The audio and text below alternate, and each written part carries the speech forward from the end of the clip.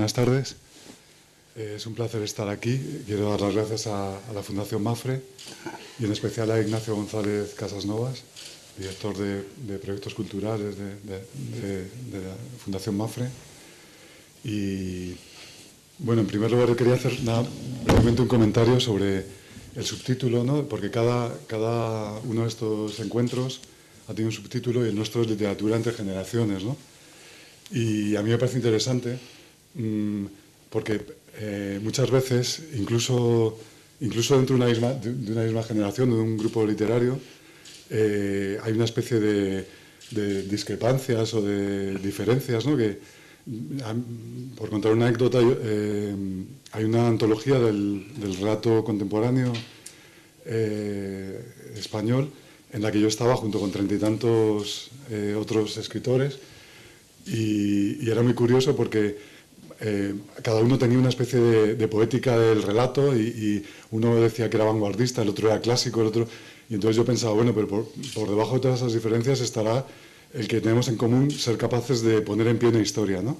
Sea más vanguardista, más clásica, más costumbrista. Entonces yo creo que en el caso de generaciones diferentes, para mí es muy halagador y muy importante el que uno pueda entenderse con otras generaciones y aprender, ¿no? En este caso de Álvaro. Y al revés. Sí, ojalá. Claro, yo también aprendo. Sí, claro. Y luego, bueno, esto era sobre el subtítulo, Literatura entre generaciones. Y el otro comentario era sobre el objeto de esta reunión, ¿no? Tal como aparece en el programa, que era un poco, bueno, tengo aquí anotado, que se trataba de dialogar sobre nuestra concepción de la literatura, autores y títulos de especial importancia para nosotros, nuestras respectivas obras y sobre todo aspectos de la creación literaria en general. Entonces, bueno, yo sé que Álvaro no es especialmente amigo digamos, de listados bibliográficos o de valoración de me gusta más este autor, este otro. Entonces, a mí, permitiéndome un poco una licencia, me gustaría más empezar de otra manera. Que yo creo que a estas alturas de tu vida y de tu carrera literaria, la imagen que se puede tener desde fuera de ti, después de tantas novelas, libros de poemas, pues libros como Donde las mujeres, El metro de platino, Virginia al interior del mundo, tantos premios, ahora recientemente este premio Nadal por El temblor del héroe, miembro de la Academia de la Lengua, candidato a senador. Entonces, 307.000. Sí, muchísimos, ¿no? Entonces, el perfil que todos ustedes y que yo podemos ver desde fuera es el perfil de un ganador, ¿no? Entonces, precisamente por esto, a mí me apetecería empezar hoy hablando de un Álvaro Pombo joven, en los años 60-70, un Pombo londinense, que pensaba que era casi un fantasma, que ni siquiera tenía expectativas, no sabía muy bien si iba a quedarse en Inglaterra para siempre o si vendría a España.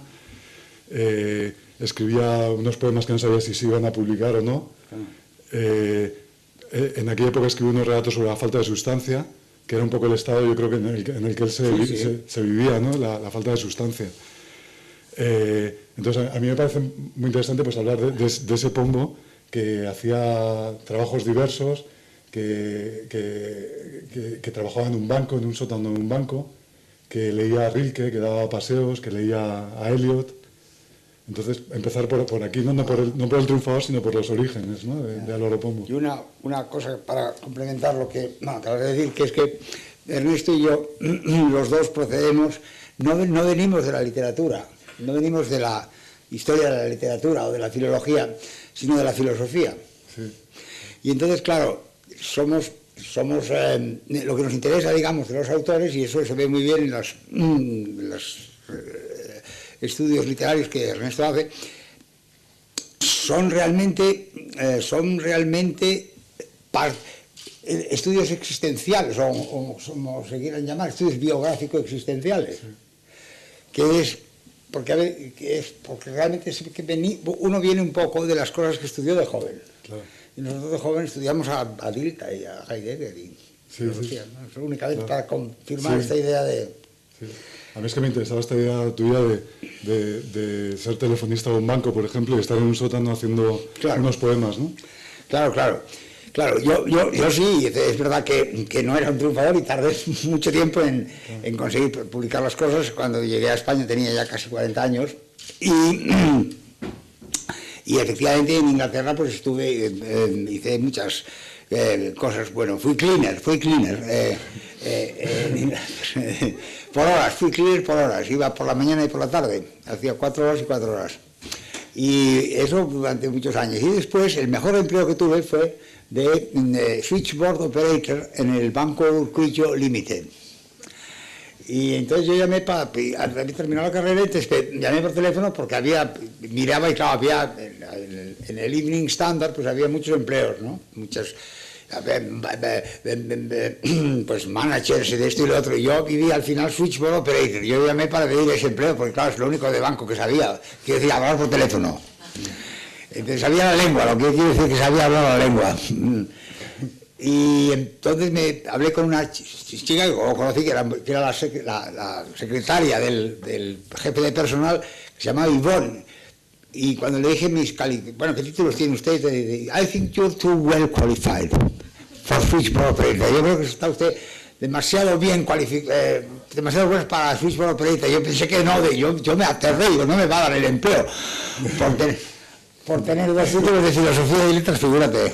Bueno, el de aquí y el de Londres. Sí. Bueno, bien, y ahí estuve. Yo recuerdo, perdón, un poema tuyo que yo creo expresaba como pocos el estado de ánimo que tenías entonces, que empezaba diciendo: yo no soy de esta ciudad ni de ninguna. Claro. He venido por casualidad, yo no soy de esta ciudad ni de ninguna, he venido por casualidad y miré por la tarde. Aquí no tengo amigos ni fantasmas, ahora veré los árboles despacio, la calle entre 2 casas neutras que conduce a un parque vacío. He visto ya en otros sitios cómo el viento hace huir un papel de periódico y sé que la lluvia será hermosa desde esta taberna de provincia desierta. Cenaré temprano y antes de que salgan del cine las parejas de novios, habré dejado de ser en la mirada enumerativa de la estanquera y habrán fregado ya mi taza de café y mi tenedor y mi cuchillo y mi plato en la fonda sustituible. Bueno, es fantasmal, como ha dicho Ernesto, era un mundo fantasmal para mí, sí, claro. Un mundo que también has descrito en las novelas. Yo recuerdo en El cielo raso, Gabriel Arintero, claro, que era un personaje también que daba largos paseos por Londres, que compraba unas latas de sardina, de pilchers, ¿no? Pilchers sin tomates. Sí, sí, y tenía una estufa que hacía... hacía un ruidito, una estufa, sí, de gas que tenían aquellos, es decir, hacía un ruidito un poco. Sí, sí. Yo siempre recordaré esas estufas, que yo creo que yo no las he visto más que en Londres, sí. Del gas del alumbrado, que tenían unas se pasaba frío en Londres. Ahora, en esta nueva novela, El temblor del héroe, premio Nadal,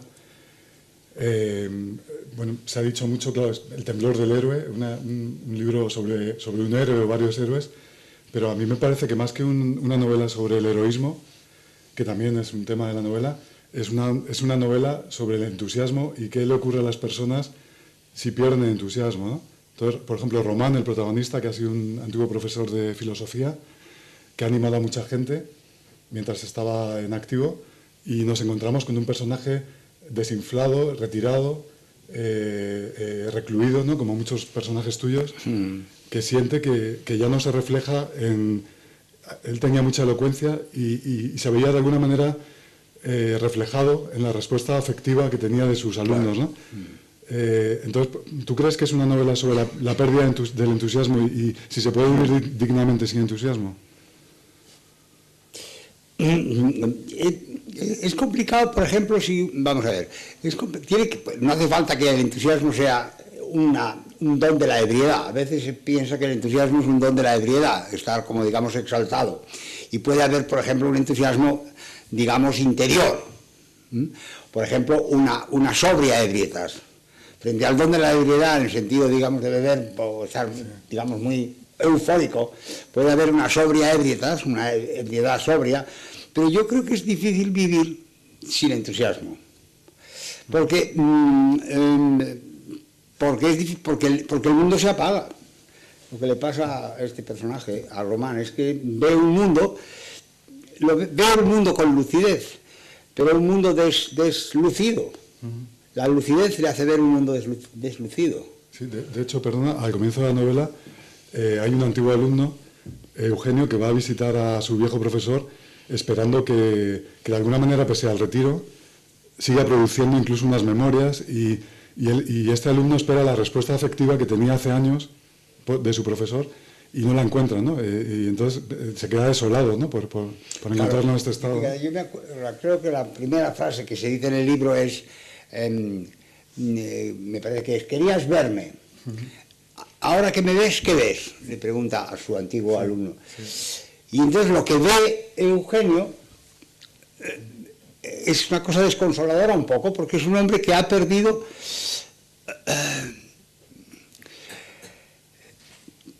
Vamos a ver, bueno, pues cuando todos vamos volviéndonos viejos y perdemos un poco el brillo, y perdemos, bueno, ya somos más feos y esas cosas que se dicen, pero uno puede tener el entusiasmo, vamos a ver, ¿qué es entusiasmo? Es una especie de voluntad de conocer o de voluntad de amar el mundo. Oh tierra amada mía, yo quiero, una sola de tus primaveras bastaba para ganarme, que decía Rilke, por ejemplo. Desde el principio estoy definitivamente decidido hacia ti. Bueno, es entusiasmo por las cosas de este mundo, ¿no? Estamos aquí para decir portal, casa, fuente, decía Rilke. Sí. Estamos aquí para decir eso. Ya sé que hay muchas otras cosas, pero bueno, una de las... De hecho, en tu poesía hay un libro que es Protocolos para la rehabilitación del firmamento, ¿no? Claro, claro. Entonces tú tienes siempre desde muy antiguo, desde los primeros libros de poemas, la idea de enumerar el mundo, pero en este otro libro además había un salto curioso que era rehabilitar el mundo. Entonces, decir las cosas de una manera que, pese a esta falta de sustancia de la que hablábamos, de alguna manera las cosas tienen que permanecer, ¿no? La jarra o la... Te rogamos, Señor, que la jarra contenga el agua. Sí, sí. Pero eso del rehabilitar es importante, que me dices, Ernesto. Ernesto es un gran crítico literario y muy perceptivo, por eso es muy interesante oír lo que él dice. Yo oigo con mucho interés lo que dice de mis libros, porque es una nueva lectura, una nueva experiencia de lo que he escrito.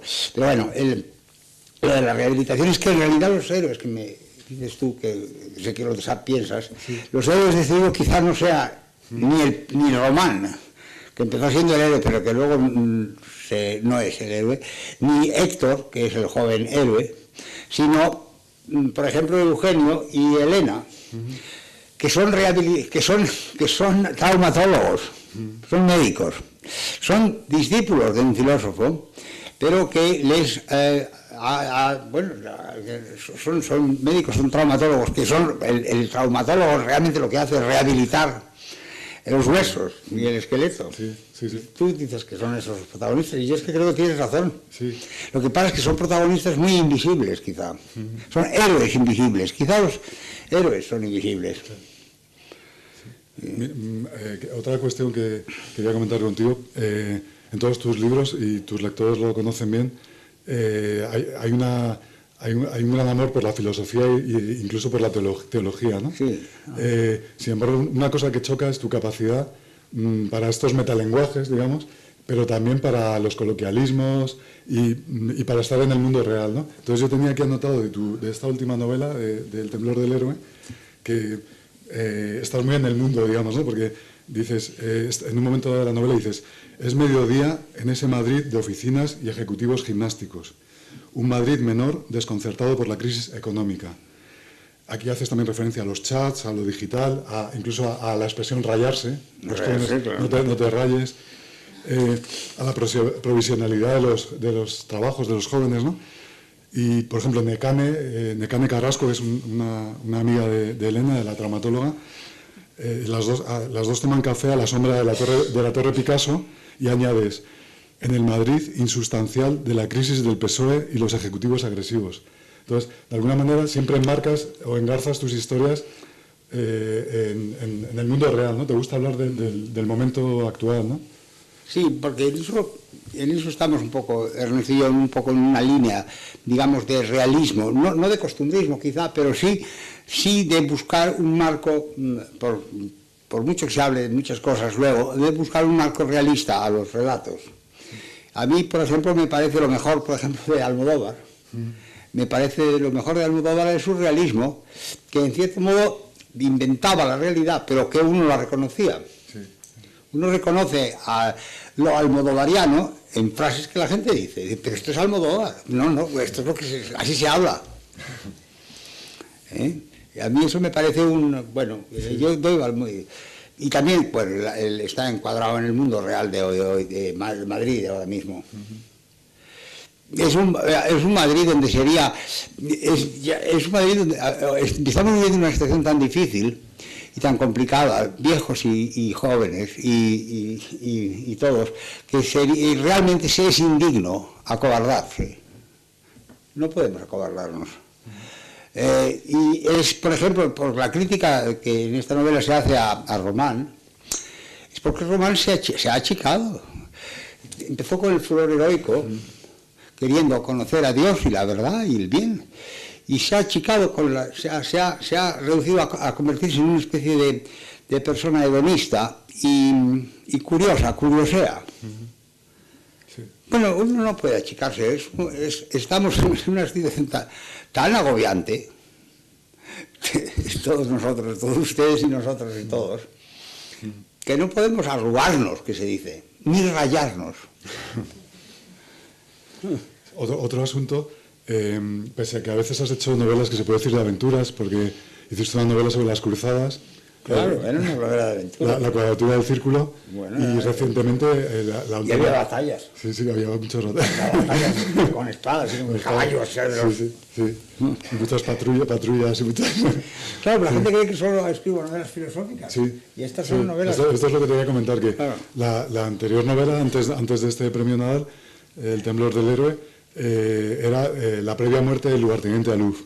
Y es una novela puramente de peripecia y de aventuras. Claro. Entonces, curiosamente, tú has hecho generalmente personajes que viven no de espaldas a la realidad, pero sí muy recluidos. Al mismo tiempo has hecho estas incursiones digamos, aventureras. Pero yo quería comentar contigo una expresión, ¿no?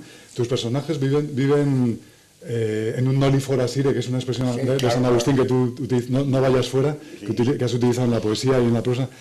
Pero sin embargo, tú siempre has detestado unos versos que dicen como un noble arruinado entre las ruinas de su inteligencia. ¿No te has sentido identificado con este tipo de actitud, ¿no? Sí. Claro. No, yo no me he sentido... yo no me he sentido identificado con... Eso es exacto, mis personajes son personajes, en muchos casos, cerrados sobre sí mismos. Pero el caso es que el noble arruinado entre las ruinas de su inteligencia salía mucho. Quiero decir que es que en ese sentido, entonces, está arruinado entre las ruinas de su inteligencia porque se ha pasado de copas. Con todos los respetos, quiero decir. No estoy haciendo de ninguna manera una crítica a Gil de Viedma, pero se ha pasado de copas.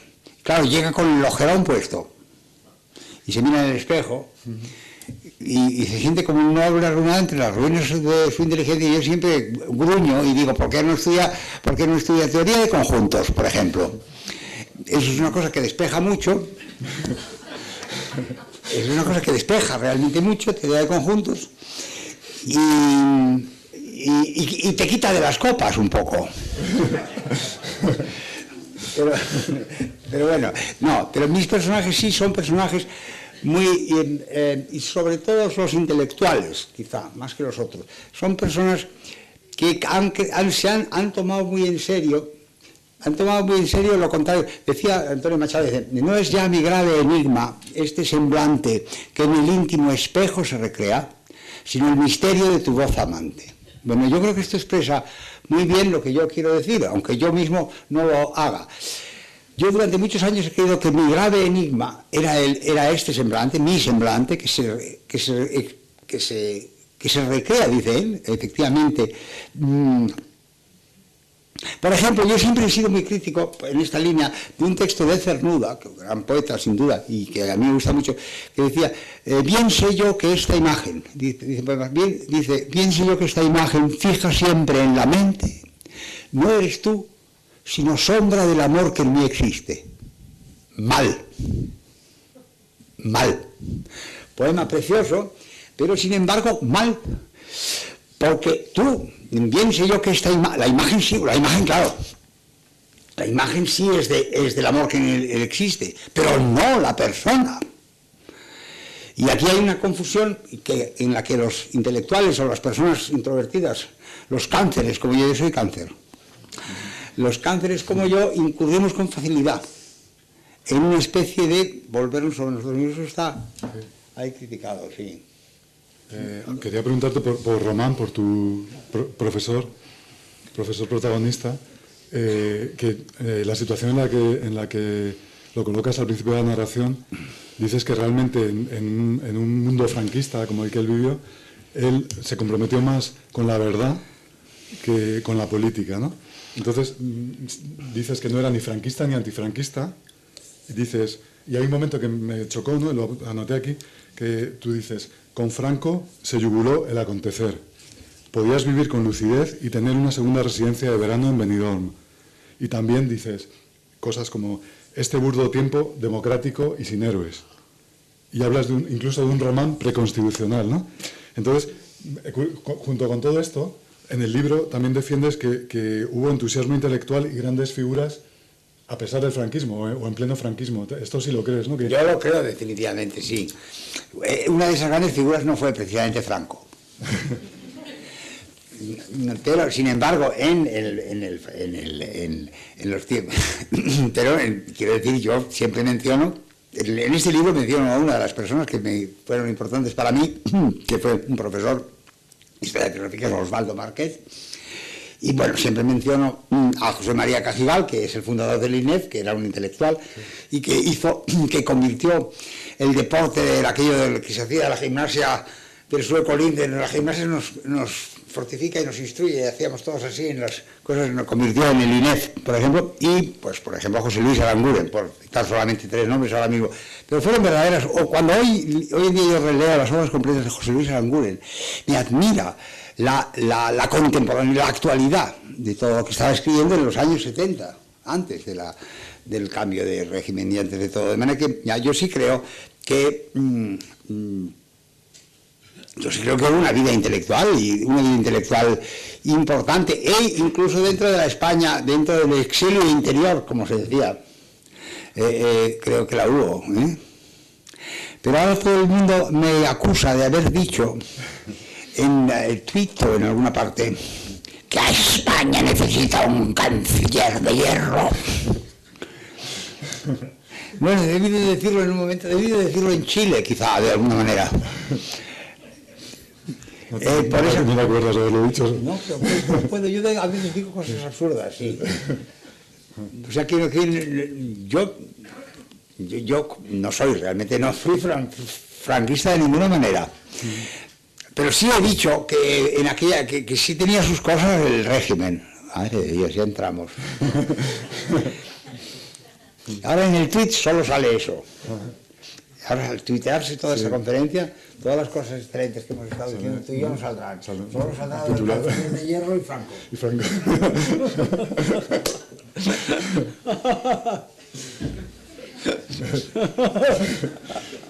Mira, quería preguntarte ahora sobre tu manera de poner de ir poniendo en pie. Tú has hecho novelas breves, pero también novelas muy densas, ¿no? Entonces, quería preguntarte por tu manera peculiar de poner en pie las narraciones, ¿no? Porque hay un momento en la página 31 en el que escribes, dado que Elena no se entiende a sí misma y dado que el lector tampoco entiende esta novela, haremos lo posible por esclarecer las dos partes. Esto es una cosa, ¿eh? Y luego dices más adelante, como en la página 151, como un narrador que ha perdido la visión de conjunto y se mantiene a flote complicando el relato sin acabar de conducirlo a ningún sitio.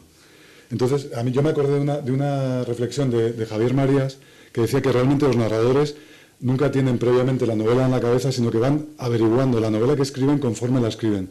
¿Tú esto lo suscribes o...? Sí, yo suscribo eso en gran medida. E incluso yo creo que eso que decía Aristóteles de la filosofía primera, la filosofía primera, que es la ciencia que se busca, lo de la cetumene episteme, la ciencia que se busca. Yo creo que es verdad que uno busca una novela a partir un poco de una especie de idea o de campo empleada. Es decir, a partir de un plegamiento, uno busca después la novela. Yo suscribo esto de que la novela se vuelca, pero también se va, digamos así, buscando. Esto es importante porque cuando a veces en estas conferencias, como tú dices, esto que nos hablan de las generaciones, y se da por demasiado, se da por supuesto que todos estamos ya cuajados en una, por ejemplo, somos de una manera o de otra. Álvaro Pombo hace la novela psicológica, como es la cosa psicológica. Sí. No sé quién hace la novela anglófila, Javier, sí, por ejemplo. Yo qué sé, sí, tú haces... O por ejemplo, perdona, siempre contigo dicen varios ciclos, el ciclo de la falta de sustancia, el ciclo de la realidad, el ciclo de la bondad. Y por ejemplo, esta novela, para mí, vuelve a la falta de sustancia. Claro, vuelve al primer ciclo, ¿no? Son un poco categorías que ponemos... Bueno, son categorías, claro, sí, pero porque lo que es la verdad verdadera es más bien la línea de lo que dice Javier Marías y de lo que hemos hablado tantas veces, de que realmente uno... el material literario está un poco en inserie, está haciéndose. Y no hay... Al empezar un texto, o incluso cuando sois tan viejo como yo y se empieza una cosa nueva, tiene uno una sensación de ¿y ahora qué va a pasar? ¿Y si no sé hacer el texto? Porque no es verdad que el que haga un texto hace 100, no sé con los textos, pero por ejemplo, has hecho una novela y no te sale la siguiente. Ciertamente se busca, ciertamente es una novela que se busca. Yo sí estoy de acuerdo ahí con eso, con Javier. Yo por comentar solo una cosa, en mi, digamos, tarea personal como escritor, esto de ir averiguando me ha ocurrido más en el momento en que empecé a hacer relatos más largos, con relatos cortos, digamos, que tiene uno un poco más el mapa de lo que quiere contar más definido. Pero en estos relatos que empiezas a contar, piensas que va a ser 5 o 6 páginas y se van a 20 y tantos. Si tienes una sensación como si te pierdes un poco o conduces por un sitio que no sabes muy bien por dónde vas y lo vas averiguando. Y en las novelas también, ¿no? De la idea inicial al despliegue de la idea, siempre claro, uno mismo al final se sorprende, ¿no? De por dónde ha ido desarrollando las cosas. Y eso, incluso tú que eres muy ordenado y escribes unas novelas unos cuentos, por ejemplo, muy pensados, muy organizados. Sí. Pero también te pierdes, también tienes la sensación de que ¿y ahora qué pasará? Sí. Yo lo que no creo es lo de los 6 personajes en busca de un autor, de Pirandello, por ejemplo. Sí. No creo que es que uno de los personajes vengan a buscarte, estén fuera. Ni, por ejemplo, las cosas de Niebla, de Unamuno, por ejemplo, ¿cómo eran? O Don Sandalio, jugador de ajedrez, aquellas cosas de Unamuno. A mí eso me parece simplista. No, yo creo sinceramente que es que no lo sabes. Sí. Sí. Y a veces entonces te alargas y das vueltas a las... No sé cómo andamos de tiempo. Sí. Va bien. Vamos bien. Sí. Bueno, por cambiar un poco, quería comentar... Para no alargarme, sí, yo me alargo en las contestaciones. Ignacio, tú nos dices si vamos... ¿no? Sí. Vamos bien. Vale. Bueno, yo quería ahora, siguiendo con tu novela, con El temblor del héroe, hay un tema muy claro en la novela que es el tema de la culpa, las víctimas y los verdugos, ¿no? Entonces, choca en tu novela la defensa a ultranza que hace Héctor.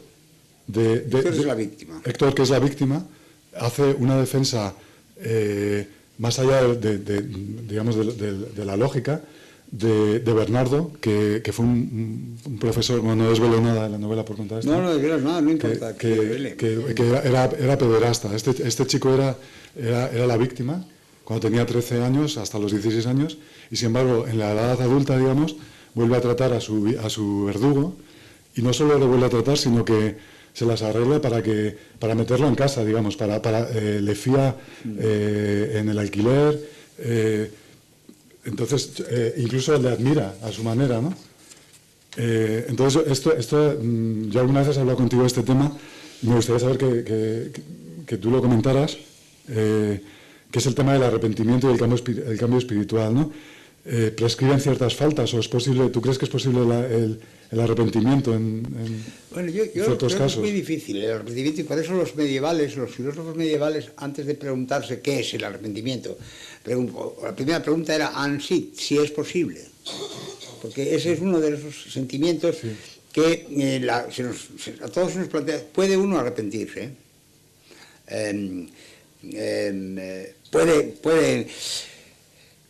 Puede uno arrepentirse cuando, por ejemplo, las consecuencias de nuestros actos, como en el caso de esta novela, pero las consecuencias por ejemplo, de una pelea, como has contado tú, entre dos amantes, no tienen vuelta atrás, de alguna manera. Sí. Uno se arrepiente de las cosas que dijo, enfurecido, por ejemplo, pero sin embargo, lo que se dijo se queda ahí y podemos arrepentirnos. Y a mí me parece que es un gran tema.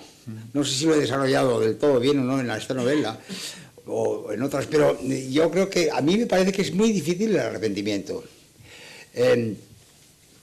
Y que en este caso se combina con que uno de los perjuicios que Bernardo hace a su víctima es que, por decirlo así, le hace creer que es amado.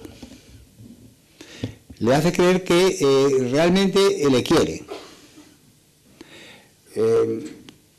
Pero Bernardo no quiere realmente a la gente, no quiere a nadie. Bueno, es ese tipo de personas que resbalan, y ahí se utiliza mucho la imagen del resbalar por la superficie de las cosas. Y no quiere realmente a Héctor, pero sin embargo sí es correspondido. Bueno, vamos a dejarlo aquí porque quiero decir, no por nada, sino porque es un tema quizá para discutirlo. Sí. Lo único relacionado con esto, tú sueles citar una frase de Kierkegaard que es lo reservado o la reserva es lo diabólico. En este caso, el verdugo no solo no es reservado, sino que tú dices aquí que es una especie de tornillo sin fin que habla y habla. Le llamas palabrón, cantamañanas, es un timo continuo, hablas de un regodeo tóxico del contar, y produce implantes en la conciencia de los demás, especialmente en Héctor, ¿no? Entonces, en este caso es el caso de un diablo, digamos, entre comillas, o sin comillas, que es muy locuaz, no es reservado, ¿no? Es locuaz, es muy locuaz. Sí. Sí, es verboso. Sí. Y es súbito, realmente.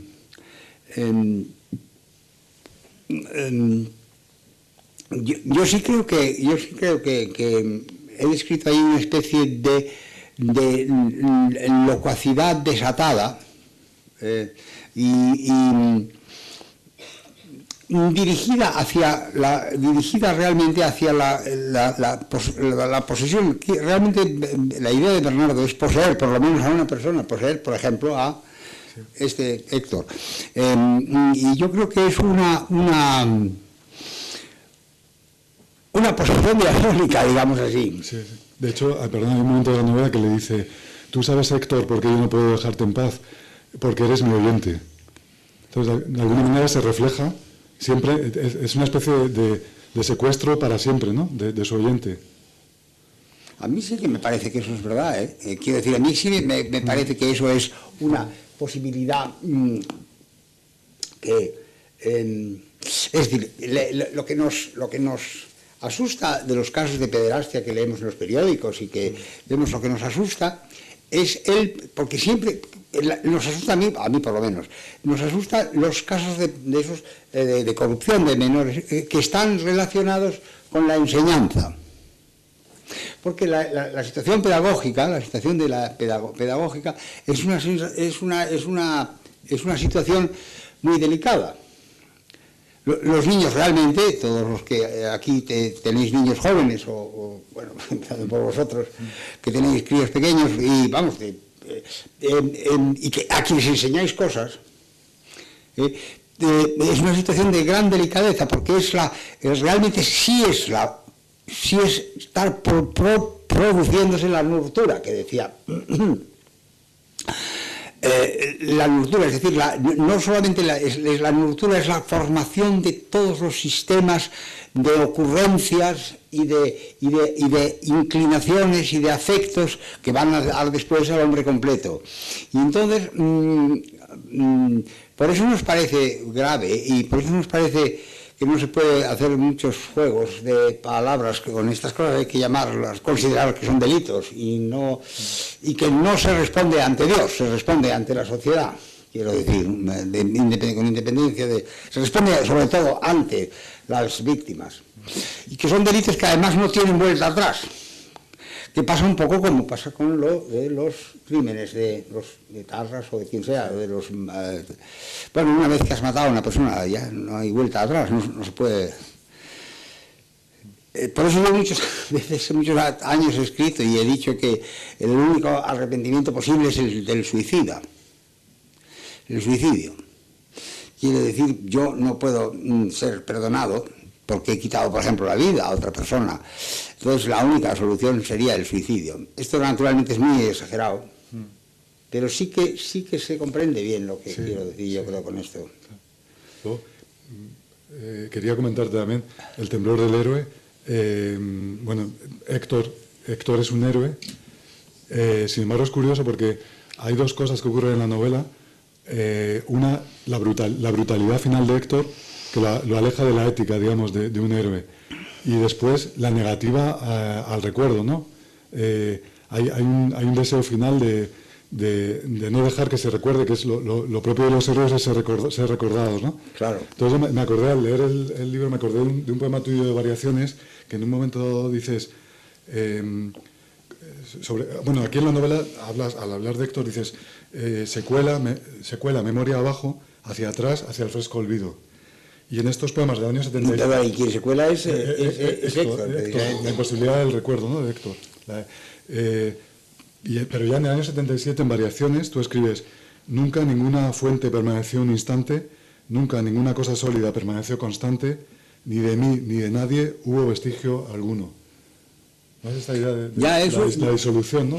Claro, y eso es muy el mundo en que yo vivía entonces, y que quizá aún vivo, la idea un poco de que la dificultad de dejar la memoria. Bueno, el texto, por ejemplo, se puede comparar, por ejemplo, con cuando Unamuno escribe este poema sobre Salmo, que dice: del corazón en las honduras guardo tu alma robusta, cuando yo me muera, guarda, dorada Salamanca mía, tú mi recuerdo. Y cuando el sol al acostarse encienda el oro secular que te recama, con tu lenguaje de lo eterno heraldo, di tú que he sido. Y aquí pasa al revés. Las personas que han conocido al pobre Héctor, al héroe, digamos, al joven, no dicen, bueno, de alguna manera no pueden decir ha sido. Es un muerto del que hay que librarse. Que es lo que tú estás expresando ahí. A mí sí me parece eso muy bien tomado, muy bien cogido del libro. ¿Y tú qué he sido? Dice, bueno, lo dice de Salamanca, pues decía, bueno, es que era el rector de Salamanca, por favor. Don Miguel de Unamuno, que tenía que tener una ciudad entera para decir que había sido, ¿no? Es decir, los que no somos rectores de Salamanca, nos pensamos que digas las personas que nos han conocido, di tú que he sido, que las personas que nos han conocido solo. Pero sin embargo es la misma idea. Es en la memoria de los demás, es en el recuerdo. Pero la crueldad de esta novela, supongo, es que de pronto ahí se queda el cuerpo. De pronto es un cadáver de esta... Me estaba acordando, perdón, de otro poema tuyo, que tú dices, con esta idea de falta de sustancia y de imposibilidad de permanencia, dices, darán con uno que se parece a uno, que se parece a uno, muy parecido a la fotografía del libro escolar de las escuelas pías o algo así. Creo mi fotografía. A mi fotografía. Mi fotografía Sí, del libro escolar de las sí, escuelas pías. Sí, es una especie como de copia, de copia, de copia y al final se disuelve, ¿no? Pero luego yo estaba mono en mi fotografía del libro escolar de las escuelas pías. Tenía una carita graciosa de los 15 años, como tienen los... y entonces uno tiene la idea de que uno se rejuvenece bueno, para hacer un chiste, porque yo soy un poquito funerario, pero para hacer un chiste, aquello que había, qué bien te sienta el cuerpo presente.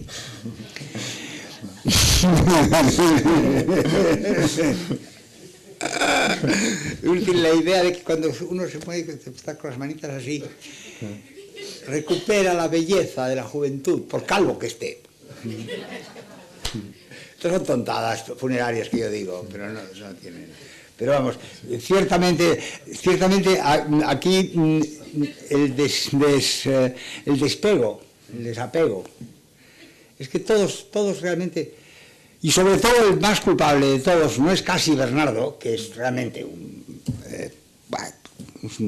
vergüenza, pero el más culpable de todos es Román, que pudo ayudar y no ayudó, que pudo ver todo esto. Lo que pasa es que por eso no puede uno desfondarse. Bueno, yo uso una frase grandilocuente, pero que la digo, nosotros somos la providencia divina. Nosotros no creemos que haya una providencia divina trascendente, pero sí creemos, o yo creo, que nosotros hacemos las veces de la providencia divina y naturalmente nos sale mal, claro. Es decir, ¿qué quiero decir con esto? Que nosotros tratamos de hacer un poco por los demás que nos rodean, pero bueno, por ejemplo, es un caso muy claro, por ejemplo, en las relaciones paterno-filiales con los niños. Realmente, pues, por ejemplo, pues sí es verdad que los niños dependen de vosotros como se dependería de la providencia si hubiese una providencia. Que se caerían por los puentes si uno no estuviera encima. Bueno, por lo menos eso es lo que vosotros pensáis, porque sois muy padrazos. Pero, sin embargo, claro, es el cuidado. Yo la ética del cuidado la he aprendido contigo, realmente. Más que pues yo tengo siempre la ética de la responsabilidad, que es una ética muy existencialista, del compromiso. Uno se compromete y es responsable. Uno se da a sí mismo la esencia, uno no tiene esencia ninguna, y uno se compromete con cosas y es responsable. Y yo siempre he sido responsable y me he comprometido con cosas, y bueno, pues me he comprometido. Pero sin embargo he sido también muy salvaje, solitario y ¿cómo se dice? Y bruto.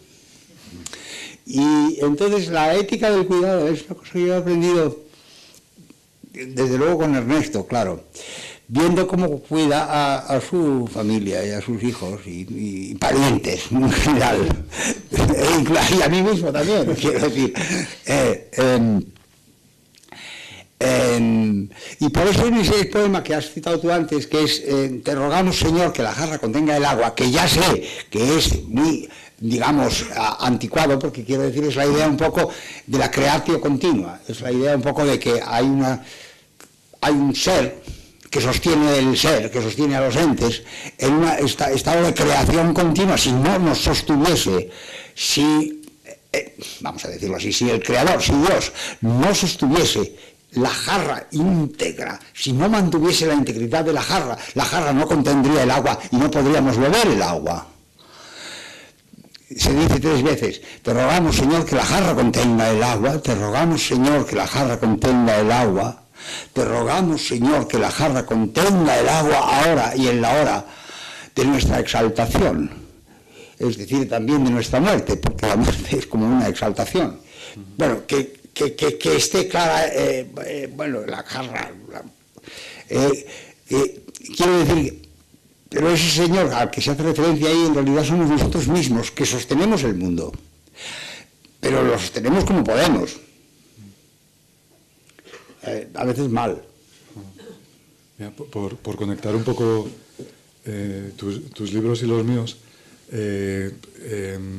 en los relatos de Un mortal sin pirueta, yo ahí hice una galería de 15 relatos y hice una galería de personajes que habían tenido vidas muy diferentes, pero de alguna manera todos ellos se podría decir de ellos que habían tenido un momento de esplendor a los ojos de alguien.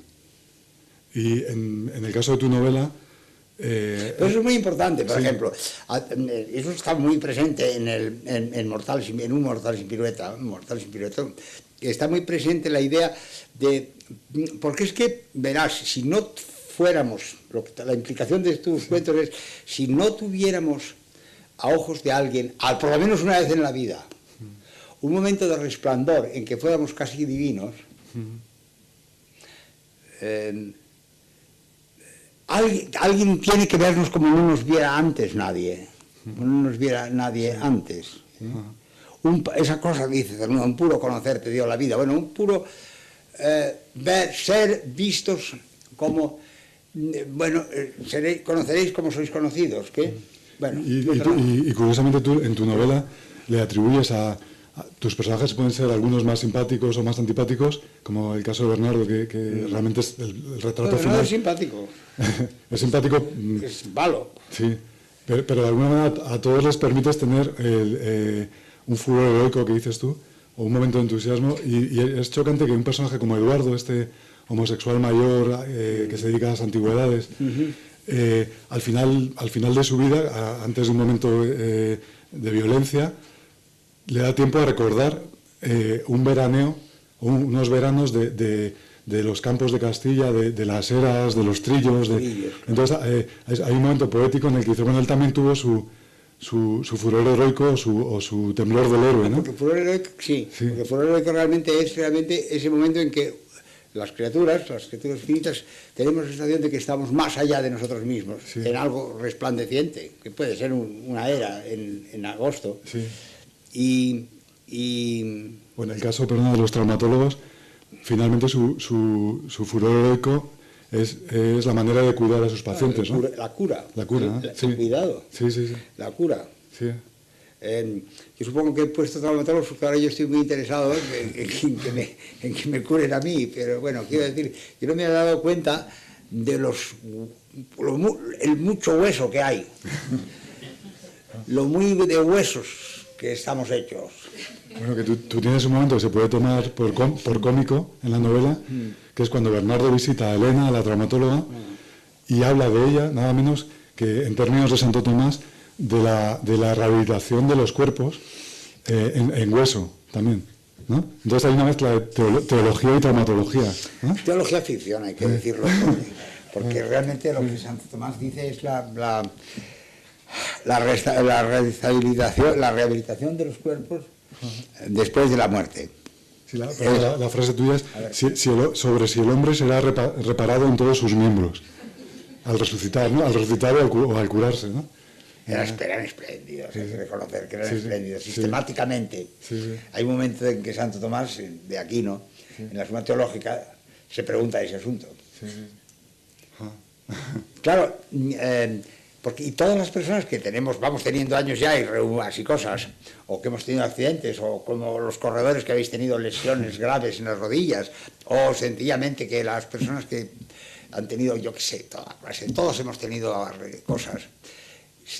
Siempre nos preguntamos este tema, ya sé que es casi teología ficción, pero a la vez es muy real. ¿Se reparará eso alguna vez? Porque nos han enseñado que sí. Nos han enseñado que con los mismos cuerpos y almas que tuvieron. Vamos a ver, aunque estemos, decía Unamuno, en el Proyecto Andía se cita un texto del cementerio de Bilbao, que es, aunque estemos en polvo convertidos, Señor, en ti nuestra esperanza fía, que volveremos a vivir vestidos de la carne y la piel que nos cubría. Bueno, pues si volvemos a vivir vestidos de la carne y la piel que nos cubría, pues será, ¿cómo? ¿Como éramos de jóvenes o cómo? Y con la rodilla arreglada o sin arreglar, con el ¿cómo se llama lo que tú tienes? El ligamento rotuliano arreglado o sin arreglar. Ya sé que esto parece tienes razón que es humorístico. Sí. Tienes razón que es humorístico, pero a la vez, por otra parte, es humorístico. Preguntamos cosas así, cosas cosas absurdas. Pero ¿cómo vas a tener arreglado el tendón rotuliano, hombre? Ya lo está roto para siempre. Bueno, otro tema para comentar sería la memoria de Álvaro Pombo para recitar y para acordarse de textos, ¿no? Claro, mi madre siempre decía, Álvaro, si realmente aplicaras la memoria para saber cosas que valen la pena, queriendo decir, pues si le hubiera sido notario, por ejemplo, en lugar de acordarme de montones de poesías, que bueno, es bonito, pero quiero decir, bueno, es estupendo, ¿eh? Pero sin embargo, claro, pero ¿qué registrador de la propiedad ha perdido el mundo contigo? ¿Qué? Aquí sí hubieran sido un excelente notario de Valladolid. Mira, pues relacionado con tu infancia y este recuerdo de lo que tu madre te decía, un tema tonterías, sabes. un tema en Álvaro Pombo es la elocuencia, ¿no? Yo recuerdo una novela alemana de un autor que se llama Sten Nadolny, que se llama Selim o el don de la palabra. Y en este caso era un turco que vivía en Alemania y siempre había tenido este don para la palabra. Y entonces yo, por lo que sé de ti, tú desde muy pequeño, aparte de recitar para poemas a tus tías y esto, también eres capaz de hacer no sé cuántos artículos en las revistas del colegio. Bueno, llegué a hacer 6, pero saqué 4 suspensos aquel año. En la revista de los padres escolapios, sí, que se llamaba, que tú has estado en un colegio de padres escolapios, sí, que se llamaba Colegio, el último mes de mayo, salieron 6 artículos escritos por mí, 5 con seudónimo más 1 con mi propio nombre. Y ese año suspendí pues todo lo que había que suspender, suspendí física, suspendí química, supongo que no me acuerdo ya, pero supongo matemáticas desde luego, claro, y tal, y otra cosa más. Y falsifiqué las notas. Bueno, ahora es gracioso contarlo, pero fue muy terrible en aquel momento. Ahora ya es un recuerdo, pero... Y el recitar poemas también... Pero claro, recitar poemas, sí. Claro, yo recitaba poemas y con gran éxito. Por ejemplo, mi primera audiencia, que eran la abuela Carolina y tía Rosa, yo recitaba el 2 de mayo. Oigo Padres de Afición, que todos ustedes saben. Desde la cumbre bravía, decía yo. Y lloraba tía Rosa y la abuela Carolina. Desde la cumbre bravía que el solillo torna sola, hasta el África que inmola tus hijos en torpe guerra, no hay un puñado de tierra sin una tumba española. ¡Wow! Todavía pero eso lo sé desde pequeñísimo. Bueno, la elocuencia. Sí. Y bueno, relacionado con esto, una vez me contó Álvaro que no sé si habías escrito Donde las mujeres y entonces hay muchos diálogos de estos personajes que ha hecho Álvaro de... Donde las mujeres era. Donde las mujeres. De señoras bien, digamos, de la alta sociedad santanderina, sus giros, sus maneras de hablar. Y entonces Álvaro me contó que estando ahí con su familia en Santander, una hija de Flavia simplemente abrió el libro y dijo, mamá, pero si hablan como tú, ¿no? Y que tú dijiste, bueno, es una buena prueba de realismo. De realismo, ¿no? Sí. Una prueba, yo me quedé muy encantado porque, bueno, realmente sí es una prueba de realismo. Y yo siempre, en este contexto, cito, y bueno, vanidosamente, que Carmen Martín Gaite, siempre me decía, ay Álvaro, qué bien haces los diálogos. Bueno, yo lo tomaba, a mí me hacía mucha ilusión que me dijeran eso, porque estaban realmente tomados del natural, digamos así. Pero yo es que creo, sin embargo, que eso, Flavia la produjo esa impresión de que mis personajes hablan como su madre.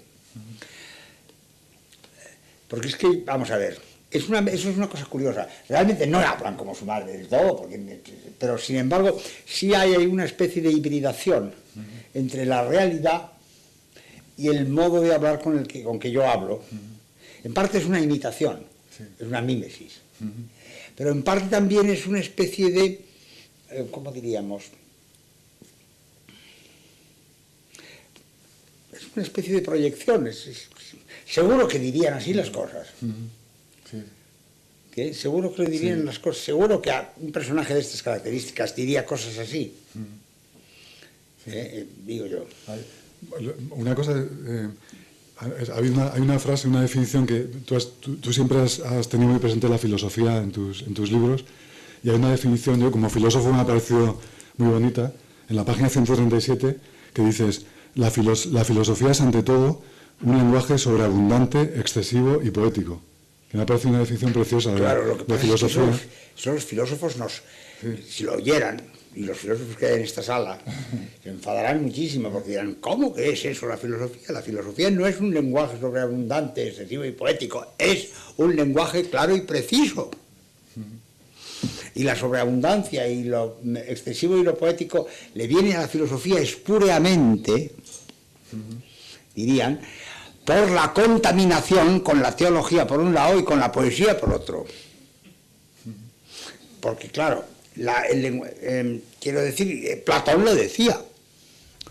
Cuando Platón prohibió a los poetas, a los trágicos, que entraran en la polis, en la ciudad, les prohibió por eso. Les prohibió porque, claro, les prohibió porque hablaban tan bien, con un lenguaje tan excesivo y tan poético. Él mismo, el propio Platón, era excesivo y poético. No hay más que leer cualquier diálogo, pues, desde los más concretos a los más abstractos. A mí sí me gusta esa cosa de la filosofía, pero los filósofos, por ejemplo, cuando yo estaba en Inglaterra, que era el tiempo de la lógica, era el tiempo del análisis conceptual, por ejemplo. Sí, la filosofía del lenguaje. Claro, la filosofía del lenguaje y el análisis conceptual, pues te decían, no, la filosofía tiene que ser, pronto, tiene que ser análisis, digamos, de conceptos. Y luego, digamos, el lenguaje, el meaning is use, el lenguaje del uso. Pero a la vez, sin embargo, Wittgenstein se salía de ahí porque Wittgenstein era de algún modo excesivo. Sí. Pues ha sido un placer estar aquí. Muchas gracias a todos ustedes y a Ignacio también por la invitación.